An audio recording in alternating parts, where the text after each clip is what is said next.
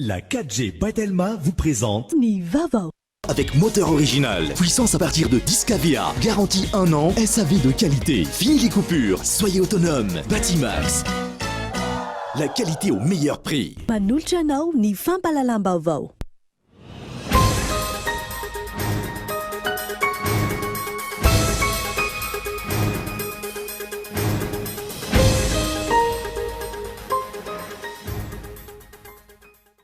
Antony anomboka androany rehefa nahazo fankatoavana avy amin'ny HCC ny fivoriana visioconférence eny anivon'ny anteny mirapirenena.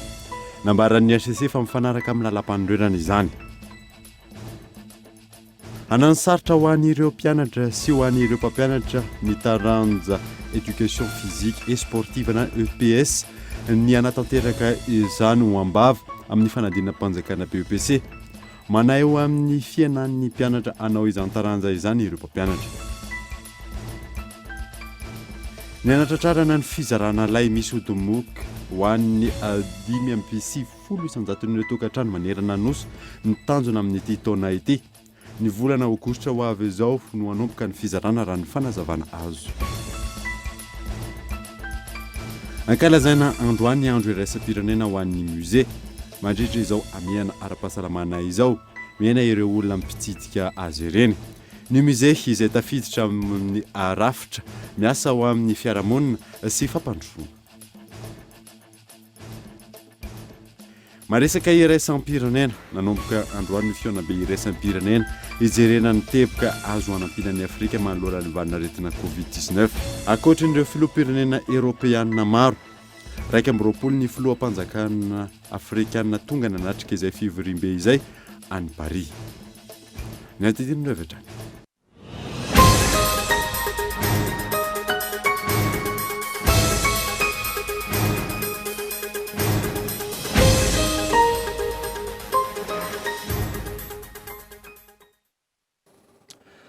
Fanaritra tompo lasy tompo vavy fotoana vaovao to amin'ny Kultivika manasanao ary anaraka izany hatramin'ny farany. Nanomboantsika ny vaovao nitoy nanomboka androany rehefa nahazo fankatoavana avy amin'ny HCC ny fivoriana visioconférence eny anivon'ny anteny mirapirenena. Nambaran'ny HCC fa mifanaraka amin'ny lalam-panorenana izany. Araky ny fanapahan-kevitra navoaka ny HCC, mifanaraka amin'ny lalam-panorenana ny vahaolana narosony teo anivon'ny anteny mirapirenena ny amin'ny fitsipika anatin'ny manokana amin'ny fomba fampandehanana ny asa mandritra ny valan'aretina Covid-19 sy ny krizy ara-pahasalamana. Voarakitra mazao atao anatin'ny tranokalan'ny HCC fa azo raisina ary mitombona ny taratasy ny filohan'ny anteny mirapirenena ary mifanaraka amin'ny lalam-panorenana ny fitsipika anatin'ny manokana ity ka mahazo manao ny fotoam-pivoriana mpitendavitra izy ireo. Tapaka ihany koa satria androany no nisy ny fivoriana iarahan'ny rehetra hatrehana nanapaka ny ordre du jour mandritra ny 15 andro manaraka dia tao anatin'izay ihany koa no nanapahany solombavambahoaka rehetrarehetra ny anaovana vote secret amin'ny alalan'ny visioconférence zany izay amin'ny alalan'ny logiciel Zoom moa zany no anaovana izy io dia efa tapaka ary efa nisy ny fampiarana an'izany andrana fampiarana an'izany izay hitantsika androany fa tena secret tokoa le izy satria tsy misy mahita zany hoe iza no nisafidy anianina na nisafidy anianina tao anatin'izay zavatra io. Ankoatra io niteraka resabe teo anivon'ny anteny mirapirenena ihany koa tamin'ity androany ity mahakasika ny fanatanterana ny fifidianana izay ho filoha lefitry ny anteny mirapirenena ho an'ny faratany Thomasina. Raha nitapaka teo aloha hatao mivantana ny fanatanterana ny fifidianana ka ho ampiarahana amin'ny fionana mivantana eo amin'ny solombavambahoaka sy ny mpikambana eo anivon'ny gouvernemanta izany.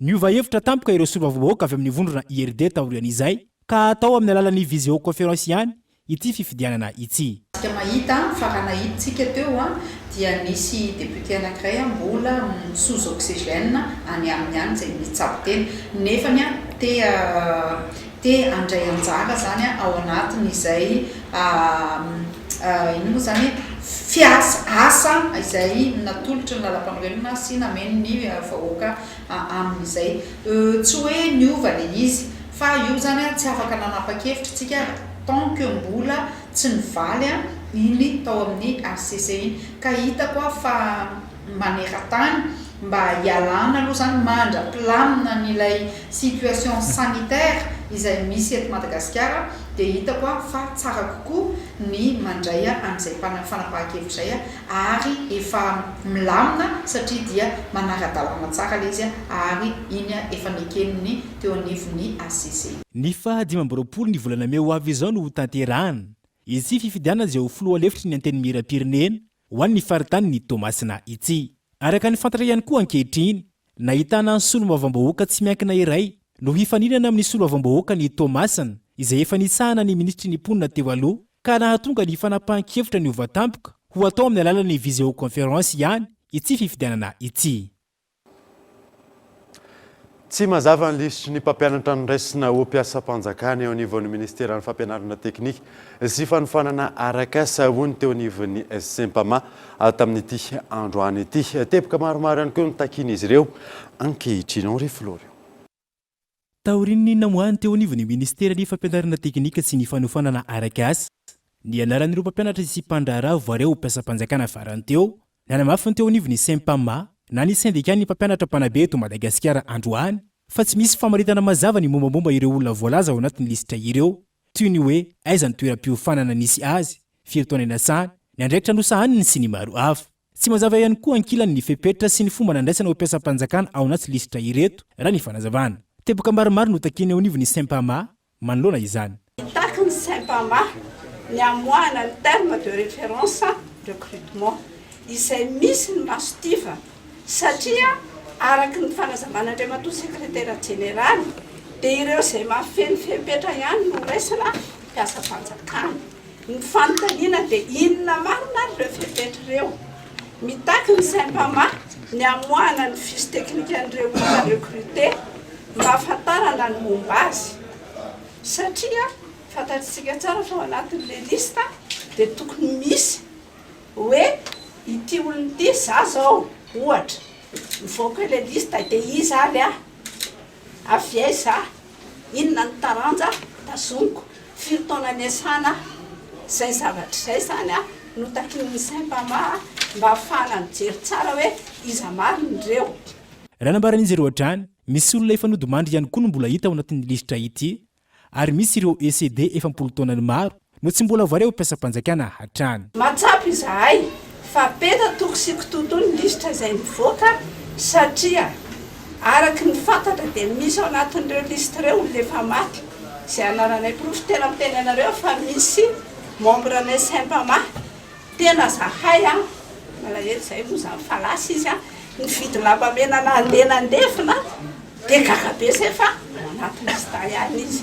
Izay zany ny santonana anankiray. Faharoa manaraka an'izany dia misy koa ireo efa manana matricule dia nefa mbola misitraka an'ilay izy ao anatin'ilay lista. Noho izany mitaky ny Sempama mba ho ireo ECD sy vacataire izay am-perinasa no raisina amin'izany poste budgétaire izany. Mitaky ny tena mangarahara sy ny fanazavana avy amin'ny tompon'andraikitra araka izany izy ireo manoloana ny famoahana ity lisitry ny mpampianatra ho noraisina ho mpiasam-panjakana ity. Nanamafy izy ireo fa niendrika kolokolo ity fandraisana ho mpiasam-panjakana farany ity. Andrasana ankilany ny mety ho fanazavana azo avy ao anivon'ny ministera tompon'andraikitra. Tontolon'ny fampianarana dia hanano sarotra ho an'ireo mpianatra sy mpampianatra ny taranja éducation physique et sportive na ny EPS ny anatanterahana ny taranja ambava amin'ny fanadinana mpanjakana BEPC. Manay ny fiananan'ny mpianatra anao izay taranja izay ireo mpampianatra fanadina. Taoriany valandresaka nataon'ny ministeran'ny fanabeazam-pirenena mikasika ny anatanterahana ny adina ara-panatanjahantena hitambarana na kolektifa ho ambava mandritra ny fanadina mpanjakana BEPC. Namoaka ny ayainy manoloan'io fanapahan-kevitra io ireo mpampianatra taranja EPS. Somary sadaikatra kely ihany zahay mpampianatra taranja ara-panatanjahantena naheno an'iny tenin'ireo tompon'andraikitra teo amin'ny ministera. Tsy ampy ilay mpampianatra aloha izay qualifié sy compétent manerana Madagasikara izay hoe nivoaka tamin'ny ONS zany aloha tonga dia resahako an'izay. Faharoa le oral tsy mbola nisy an'izay intsony. Oral izay nanomboka any amin'ny classe 6e jusqu'any amin'ny 3e izay hananovana izay oral izay fa nijanona tany amin'ny EPP ihany any amin'ny primaire le fanaovana oral dia vao mahay hanasarotra ho an'ny ankizy ny vao hianatra indray satria raha ny teoria momba ny fanatanjahantena dia be dia be na dia niezaka ary ny ao ministera na mitina azy amin'ny atao hoe fascicule zay le izy ary ny any amin'ny BBC dia maleko hoe fa facultatif le EPS raha mbola mitohy ny fanapahan-kevitra maina fa atao oral le izy na teoria dia manahy zahay mpampianatra fa tsisy mpianatra isafidy hanao EPS zany any fa leo tsy manao. Miantso ny sy ny fionana amin'ny ao anivon'ny ministeran'ny fanabeazam-pirenena manoloana izy ireo. Misy ireo vahaolana azo raisina ahafahana manatontosany adina izany fanazavana hatrany. Misy fomba hafa afaka ialana amin'izay teoria izay indrindrandrindra fa le oral izay nresahan'ireo tompon'andraikitra nomaly. Betsaka ireo teknisianina izay nofaniny manokana momba ny taranja io afaka mamola vola fandaharana examen na fanadinana manokana ary mitaky zahay fa tokony hisy resaka atao amin'ireo teknisiana sahirana ny saina ny fo fanahy mieritreritra hoe ahoana no ahafahanay manampy an'ireto ankizy amin'ity examen satria na zahay ary sahirana hoe ataonay ahoana ny hampanao oral, inona le zavatra hampanaovina oral, manahoana le fomba hanaovana an'le oral amin'ny teny frantsay sa amin'ny teny malagasy le oral. Dia zahay zany mpampianatra ny fanatanjahantena loatra amin'izao dia mametraka barainy be atondohanay. Ny fantatray fotsiny dia hoe tsy maintsy miasa hono zay fa asanay io maran'izay fa le fomba hanatanterahana ilay asa dia mbola mifanontany zay zaho tsy tratrany maneno ny telefôniny ahoana ny hanaovana an'io, ahoana ny aplikena azy. Tsy ahivina antony lehibe nandraisany teo anivon'ny ministeran'ny fepetra fanatanterahana ny adina ho ambavy io ny ho fisorohana ny fiparitany ivalanaretina COVID-19 indrindra mandritra ny anatotosana ny adina hitambarana. Ity faran'izay ahina ny tsy avoajan'ny fepetra maro taky ny elanelana ray metatra. Tontolon'ny fampianarana izay hatrany dia ahina iteraka savorivory ny zavamisy ao amin'ny Cisco Mananara avaratra. Miendranao mitady ankehitriny araka ny efa mitaterina aminao tato anatin'ny fampahalalam-baovao Henri Florent. Mihenjandro ny tady ankehitriny ao Mananara avaratra ao anatin'ny faritra Angalansirofo manoloana ny olana misy ao anivon'ny Cisco any an-toerana izay nitrangana raorao amin'ny tsy fanekeny lehiben'ny Cisco teo aloha ny anaovana famindram-pitantanana eo amin'ny silay voatendry vaovao. Araka ny fanapahan-kevitra nivoaka mitohy manohy ny asany ihany koa ankilany ity chef Cisco teo aloha ity. Anjakan'ny fifanaratsiana salainga ihany koa ny sehatra hafa. Nanamafy ny chef Zapa ao an-toerana fa fanosoram-potika ny nilazana fa nanome vola ny lehiben'ny Cisco teo aloha izy ireo. Ngavoko aketo zany andeha hagnamarigny ny zavamisy amin'ny tambajotran serasera fa hoe mangaho vola 3 millions de francs na 600 000 ariary isaka ny chef Zap ny chef Cisco. Zaho le milaza aketo moa zany chef Zap ny Mananara. Tsy isy raha zany zaho tsy mbola nangatahany zany ary tsy mbola nagnefy zany. Fa le olo fogna zany no mimodifie le raha angambany fa atreto maloha mbola tsara nangataka vola 3 millions de francs ny chef Cisco ary mbola tsy nagnomy azany zay profony zany fa misy taratasy nataony tsy araiky magnamarigny fa hoe mbola tsy nagnamia vola 3 millions de francs any chef Cisco ny Mananara zay. Mifamafa ihany koa ankilany mahakasika ny fanangonan-tsony izay natao tany an-toerana, mahakasika ny fitazomana sy ny tsy fanekena ny fanalana ny filohan'ny Cisco teo aloha ity. Ao ireo izay mijoro vavolombelona fa tsy nanao sony ity taratasy ity. Aho magnambara fa misy agnatin'ny Facebook akagny Andriamatoa Desina Deny chef Zap Mananara. Mbo agnatin'ny nagnano Singapira fô tsy tiao chef Cisco amizao fotoagna zao. Gaga zah sy lany fagnahy. Eto ny tegna avy nagnano chef Zap Mary. Fô 5 mai 2018 retraite zah. Mino zany fô telo taogno zay tsy mahachef Zap zah intsony. Ke gaga zah mahita agnatin'ny Facebook fô i Desina Deny io misonia indreo chef Zap mbo tsy tia i chef Cisco amperinasa amizao ito Mananara. Tsy marigny tompoko areto koa misy i ranabavy aila akato mbona nampiditry akafo mbona nagnano signature tsy tiao sepsiskoko raha tsy misy fandraisana fanapahan-kevitra hentitra manoloana izao raharaha izao ahina hiteraka korontana ao manana ravaratra ity toedraraha ity. Ny ampitelo indray ireo namony ainy vokatry ny valinaretina Covid-19 eto Madagasikara raha ny antotanisa izay navoaka ny ministeran'ny fahasalamam-bahoaka tamin'ny ity androany ity. Abraham Andriamanana. Olona misa telo indray ny fantatra fa namony ainy vokatry ny Covid-19 eto Madagasikara ny andron'ny omaly fa 17 ny volana Mey raha nitatitra navoaka ny teo anivon'ny ministeran'ny fahasalamam-bahoaka tamin'ny fitiliana telo amin'ny 7 no tanteraina nandritra izany 20 ireo tranga vaovao voamarina. Miisa 2 kosa ireo sitrana somatsara manerana ny nosy tao anatin'ny 4 ora. 70 amin'ireo tranga vaovao no avy eto amin'ny faritra Analamanga izay misy njara toy izao: 4 any distrika Anambohidratrimo, 14 Antananarivo Atsimondrano, 7 Antananarivo Avaradrano, 70 Antananarivo Renivohitra ary 2 any distrika Manjakandriana. Mitotaly 477 ankehitriny ireo lavon'ny valanaretina teto amintsika.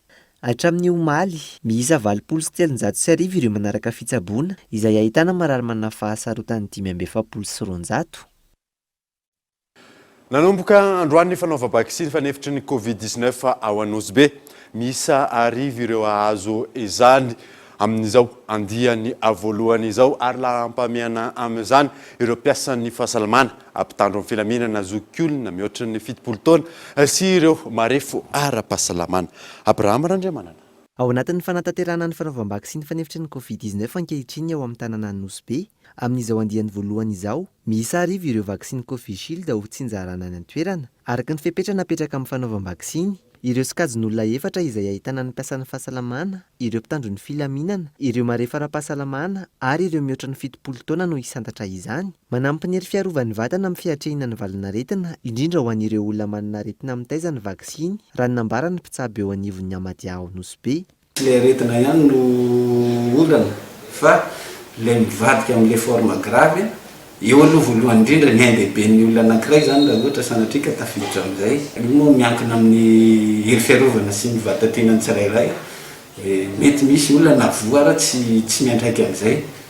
Fa izay mihitsy zany anisan'ny hoe loha laharana ny iarovana ny olona mba tsy ho tonga amin'izay fiatrehana ny forme grave zay, indrindra ho an'ny diabetika. Mitohy hatreto ny fanaovam-bakisiny ho an'ny mpitandro ny filaminana eto Andrenivohitra toy ny ao amin'ny hôpitalin'ny faritany miaramila voalohany Tsiapahibe. Ho an'ny androany, miisa 770 ireo miaramila avy amin'ny etat-mazoron'ny tafika an-tanety no nandatanteraka izany. Ny roso ankehitriny ny fankatoavana ny plan d'urbanisme amin'ny commune miisa 2 ao anatin'ny distrikany Moramanga.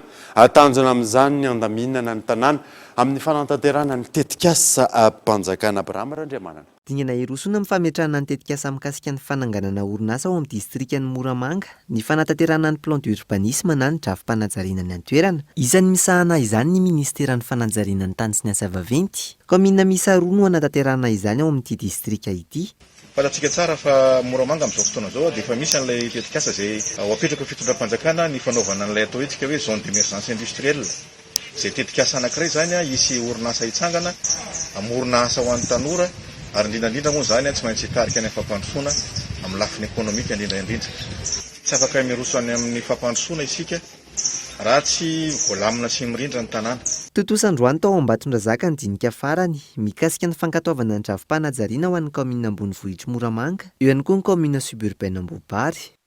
Tahaka mahazatra anaraka dokavatra isika meloana idirantsika ny tapany faharoan'ny vaovao rehefa avy eo any.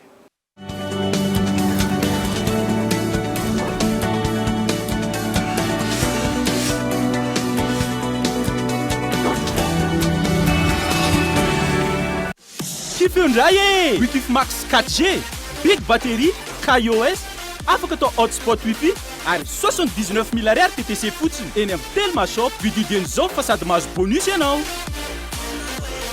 Telma, safidiko maitso malagasy.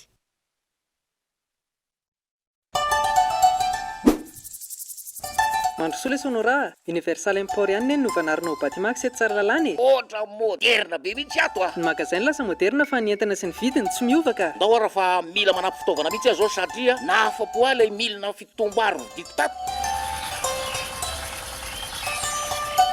Ho atsika tatsa, tonga avy mitsidika Batimax ao Tsaralalana, dia misy karazana entana maro. Ao ny fitaovana fampiasa ao, ao ny fa hitanao daholo ny fitaovana matianina momba ny fambolena décortiqueuse motoculteur siachène groupe électrogène motopompe Batimax ny kalitao amin'ny vidiny mirary.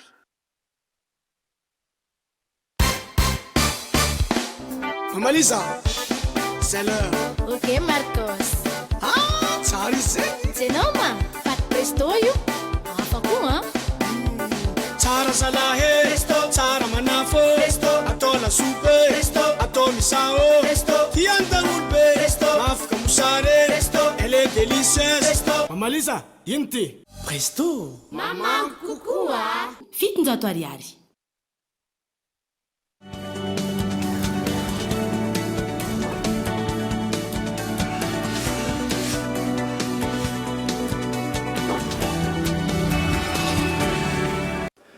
Miditra ny tapany faharoan'ny vaovao isika. Niandratra tsara na ny fizarana lay misy domoka ho an'ny 520 isanjato tokantrano manerana nosy ny tanjona amin'ity taona ity. Ny volana aogositra ho avy izao no hanomboka ny fizarana raha ny fanazavana azo ny alarana efisa.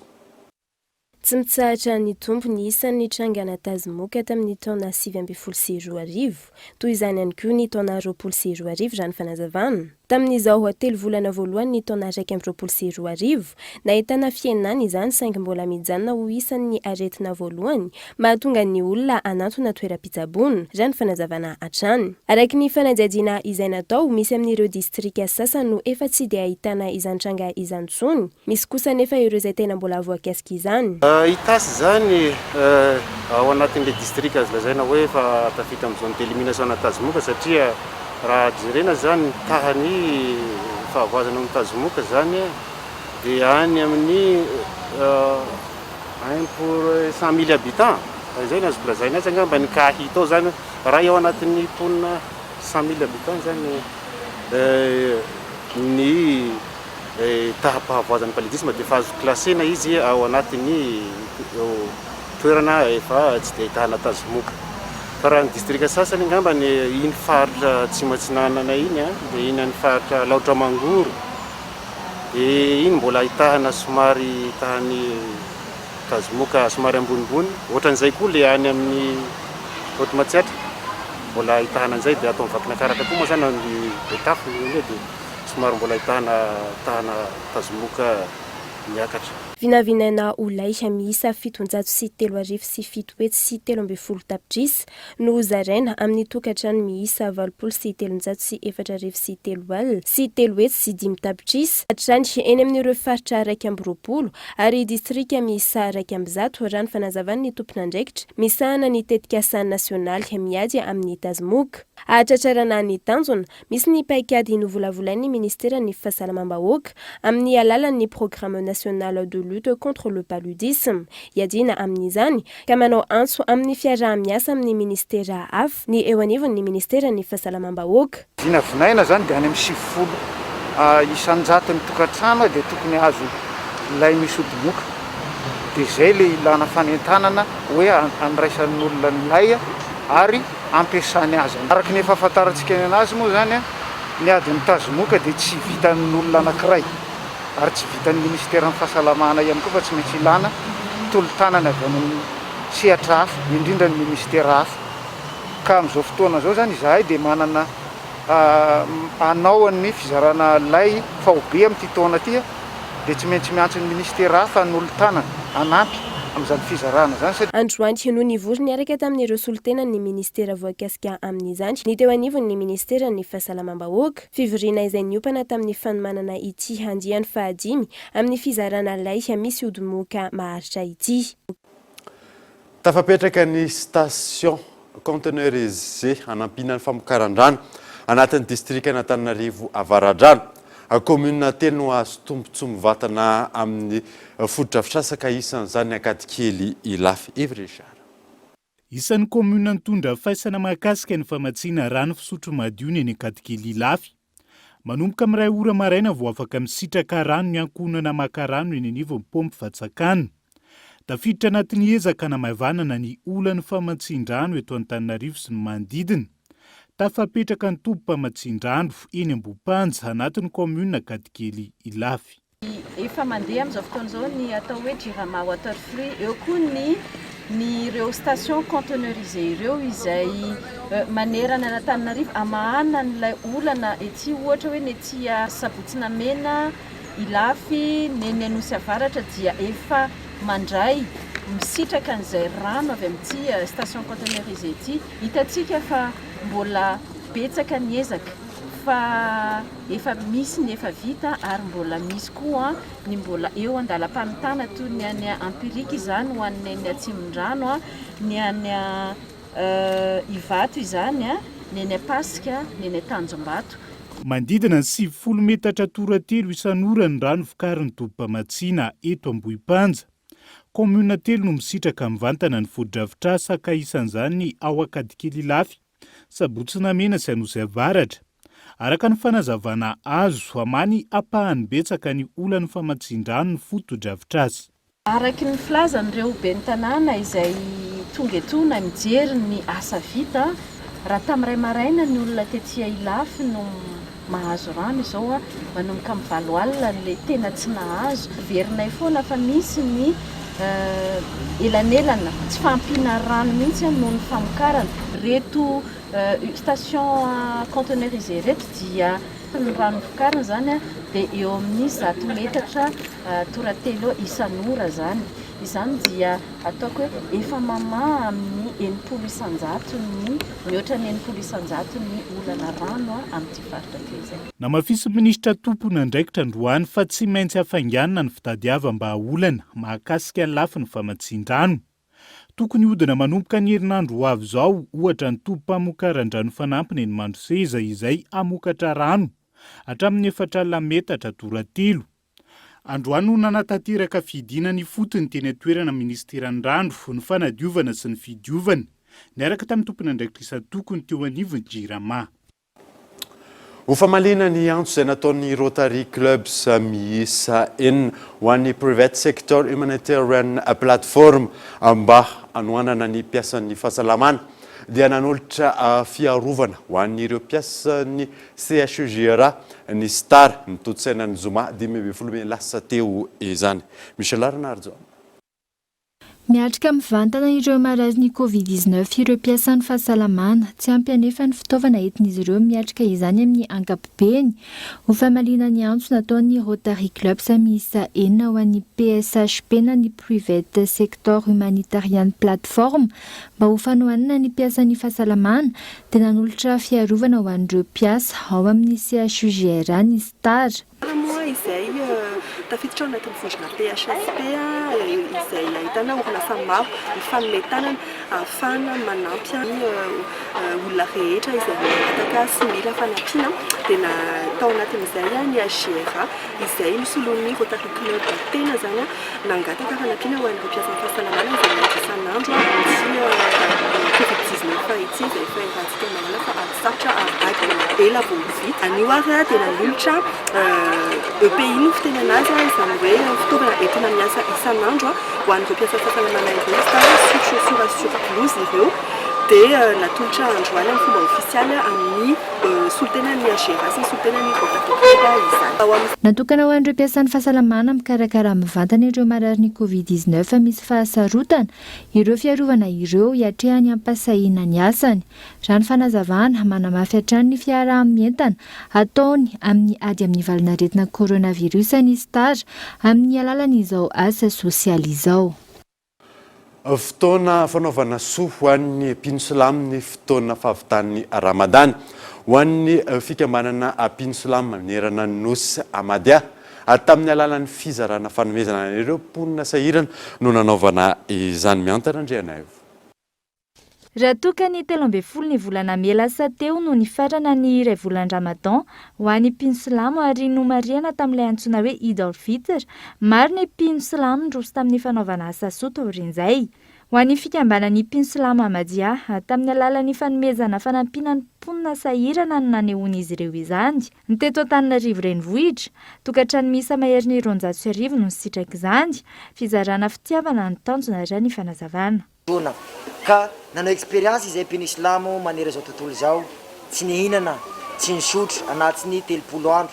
indray andro maraina atoandro arivo vo misakafo ka rehefa nataonay zany expérience izany de tena henjana tokoa raha jerentsika ireo kambotsy ireo mahantra zay tsy mihinana 2 jours 3 jours 4 jours zara izy ireo raha mahita sakafo anatin'ny ray andro ka hitanay penislamo ny asarotany zany zavatra izany tsy zany hoe sarotra ny tsy mihinana tsy misotro anatiny inona andro ray zany ka izahay penislamo rehetra manera zao tontolo zao dia manome fanomezana ho an'ireo mpikambana na tsy mpikambana dia mahazo sakafo indrindra zahay penislamo ahmadia eto Madagasikara dia manome fanomezana ho an'ireo mpiarabelona ho an'ireo kamboty ho an'ireo mahantra ho an'ireo zay mpangataka dia nomenay fanomezana avokoa izy ireo. Misy hatrany ny hetsika tahaka izao tamin'ity indray mitoraka ity lamba firakotra, vary, savony sy ny maro hafa no nozaraina tanatin'ny fanajana ny fepetra ara-pahasalamana nanatotosana izany. Lafim-bahoafa kosa indray dia ufamiarenana amin'ny laony ny filaminana ao amin'ny distrikany Kalamavony no atevenina ny fototrafitra sy ny fampitaovana ireo zandara. Ireo dahalo izay mandrava ny fananan'ireo tantsaha na eny antsaha izany na any an-tanàna gaito Andriatsilavo. Mbola anatin'ireo faritra mena ary nandraisana fitarainana maro noho ny tsy fandriam-pahalemana ao Kalamavony faritra Matsiatra ambony tsy mifidy ireo dahalo alainy avokoa na eny antsaha na ny eny an-tanàna. Ny tranga misy amin'ity faritra ity dia ny alatromby. Anatin'ny alatromby zany dia misy koa ny vonolona. Tsy nisy kidnapping fa tena vonolona tsotra zao fotsiny ataon'ireo dahalo tsy mataotody ireo. Ao koa ny fangalarana entana ao an-trano. Na ny vary eny an-tanimbary aza dia raha meta zany vary masaka eny antsaha eny leo dahalo reo dia izy no manapaka an'le vary fa le tompon'le tanimbary nanetsa sy tokony hamokatreo dia rahonan zareo na vonoan zareo mihitsy aza. Manazava ho azy moa zany ny lalandalovantsika teo iny reny taxi brosy mitondra entana mandeha tena ny camion mpanangona vokatra reny dia ravany reny dahalo reny ihany koa. Ny volana Desambra 2024 nidina tany an-toerana ny Prime Ministre lehiben'ny gouvernemanta sy ny sekretera mpanjakana miadidi ny zandarmaria pirenena nanome baiko ny tsy maintsy hamerenana ny filaminana ao anatin'ny fotoana fohy. Rehefa natao ny opération, dahalo raindany misa 9 tamin'ireo 7 mampiororo ao an-toerana ny voasambotra. Ny dahalo raindany antsoina hoe manantso sisany mbola miriaria amin'izao fotoana ary mbola mitoy ny fikarohana sy ny fanenjehana azy. No atevenina ny fotodrafitrasa sy ny fampitaovana ireo zandary miasa any an-toerana. Arak'izany, no tanterana ny herinandro lasa teo, ny lanonam-panolorana ny vodin-tompom-paritra ny zandarmaria pirenena na ny kompania ao Kalamavony sy ireo fitaovana ao anatiny. Navadika ao kompania ny cellule de coordination teo aloha, ahafana mametraka ny fandriam-pahalemana isy ny fampandrosoana eny amin'ny tontolo ambanivohitra. Ny kompania ao Kalamavony izay miadidy tompom-paritra na brigady miisa 2 dia ny brigady Kalamavony sy ny fitampito, ary zana tompom-paritra na poste avancé miisa 3 dia ny poste avancé ao Mangidy, Solila ary Ambatomainty. Ankalazana androany andro iraisam-pirenena ho an'ny musée. Mandritra izao amiana ara-pahasalamana izao miena ireo olona mitsidika azy ireny. Ny musée izay rafitra maharitra miasa ho an'ny fiarahamonina sy ny fampandrosoana. Gaëtan Andriatsilavo. Ny hoavin'ny musée miarina sy miavao, io no teny filamatra izay nentina nankalazany journée internationale du musée izay nankalazana androany ka tsy diso anjara tamin'izany ny AONUSB.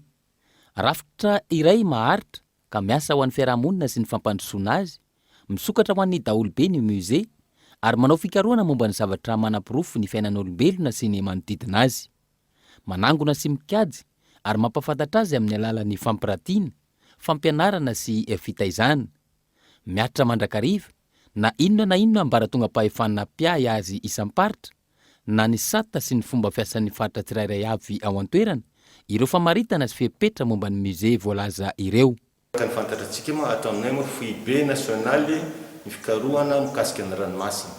Ka ny mampiavaka ny atao aminay ato dia ny zavatra rehetra misy mikasika amorony ranomasina ka hatrany agnaty ranomasina no betsaka tena betsaka ato. Fa indrindra ny biby zay miaina hitantsika agnan-dranomasina igny, zay mipetrapetraka hitantsika regny hoentiny ampianariny azavaigny amin'ny zay olo avy mitsidika ato. Ny musée mikasika ranomasina mety ahitantsika raha maro sy fampianarana maro indrindraindrindra zanaka atsika zay tia misomasoma ranomasiny atsika miaraka amin'ny ranomasiny magnentina na ny olobe na ny mpianatra na ny tsaiky na ny mpitsidiky tany mba andalo aty aminay aty mba hizaha ny zava-misy ato.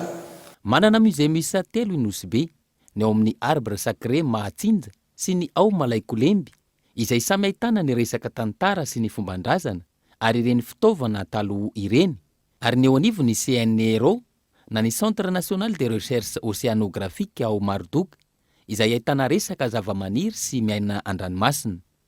Misokatra misokajin'olona Antsakanavaka ireo musée, indrindra ireo mpianatra sy mpizahatany ahazona ny tantara sy mahita ary mahazo lesona amin'ireo zavatra tany aloha.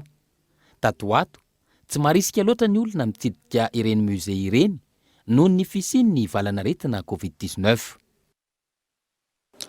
Tontolon'ny fanatanjahantena kosa indray dia araka ny fividianana izay nototsaina ny hariva teo tao Senegal lany ofolohan'ny Union Africaine de Judo ny solombavamboakan'ny Madagasikara sy tena Randria Soloniaiko izay misana ihany koa ny folohan'ny Fédération Malagasy ny taranja ity. Izy araka izany ny Malagasy voalohany hitazona izay andraikitra izay. Tontolon'ny fanatanjahantena izay hatrany dia sambany teo amin'ny tantaram-pirenena no andray anjara amin'ny Cannes izay antanterahana any Cameroun ny 7 hatramin'ny 7 ny volana Jona ho avy izao. Ny ekipe pirenena Malagasy sy ny vehivavy taranja handball. Ny ekipe pirenena Malagasy izay ao anatin'ny vondrona asa izay misy any Tunisie, Senegal sy Guinée. Gaëtan Andreaslavo. Mpilalao miisa 40 no andrafitra ny ekipa pirenena Malagasy eo amin'ny taranja handball vehivavy izay ho tanterahana ny Yaoundé, Cameroun ny 7 hatramin'ny 17 ny volana Jona ho avy izao. Ny 7 amin'ireo mpilalao mila ravinahitra any ivelany, ny 4 ao La Frantsa, ny 3 ao La Réunion ary ny 1 avy ao Mayotte. Manakaiky ny fotoana, mbola tsy ampy nefa ny oentim-manana hiatrehana izany, hoy ny eo anivon'ny fédération. Eo ihany koa ny famondronana ireo ekipa mialohan'ny fotoana. Marina fa tapabolana le sisan'le izy, fa ny tena fanindrina ary ny tena tsara indrindrany dia manao izay tongavan'ireo ankizy ireo aloha eto, satria ady no atrehana any hafa ihany hoe efa miomana miaraka eto le ankizy.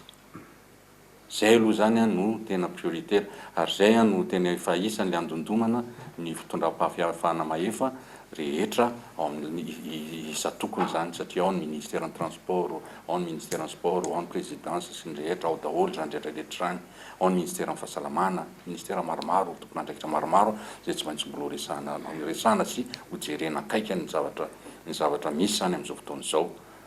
Ny atsasaky ny oentomanana avy amin'ny ministeran'ny tanora sy ny fanatanjahantena teto no voaangona raha ny fanazavana hatrany ka anaovan'ny fédération na antsoavo.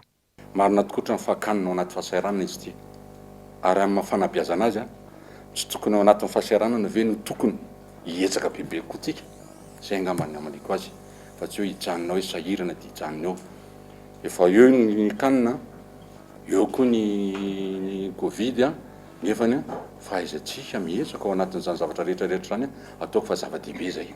Ary zay tantaratra zany zao na manomboka avy any amin'ny fitondram-panjakana mahatonga aty amin'ny sportif tonga hatrany amin'ny fianakaviana, zay ny tokony le toe-tsaina tokony hoentintsika zany.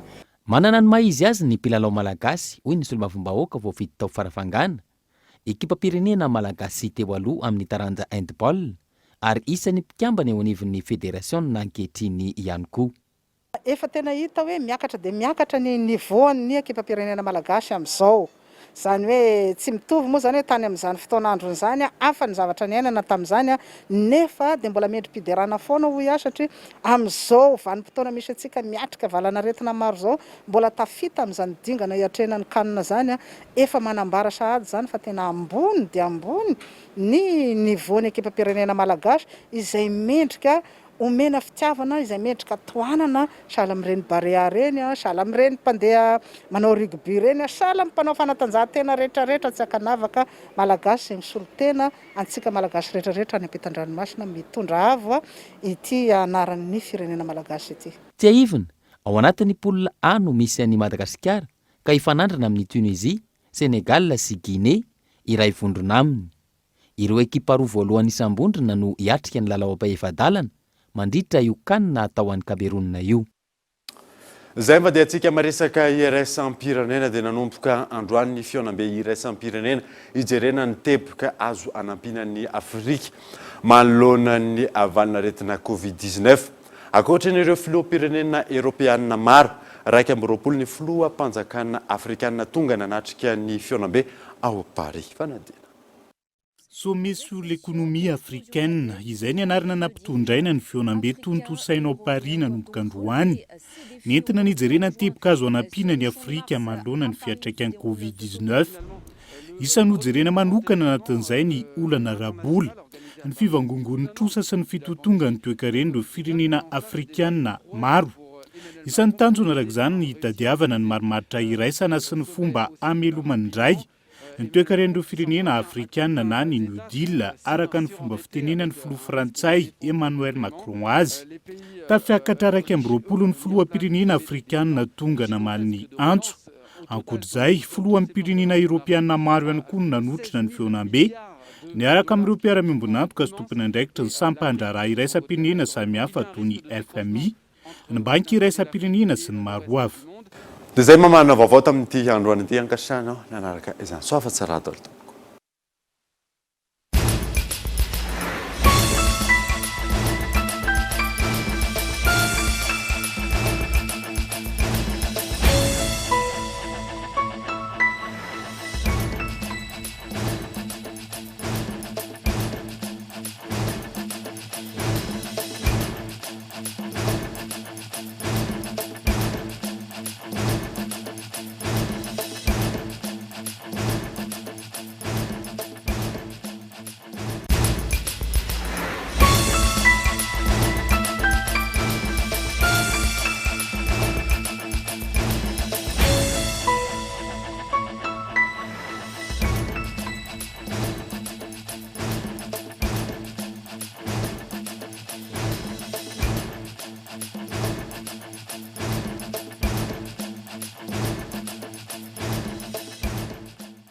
Avec moteur original, puissance à partir de 10 kVA, garantie 1 an, SAV de qualité, fini les coupures, soyez autonome. Batimax, la qualité au meilleur prix. Vous a présenté Ni Vavo. La 4G by Telma vous a présenté Ni Vavo.